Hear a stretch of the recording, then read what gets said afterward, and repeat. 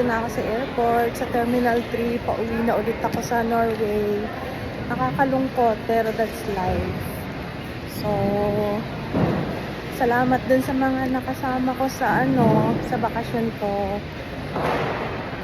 Thank you. At see you again next year. Bye. Love you all.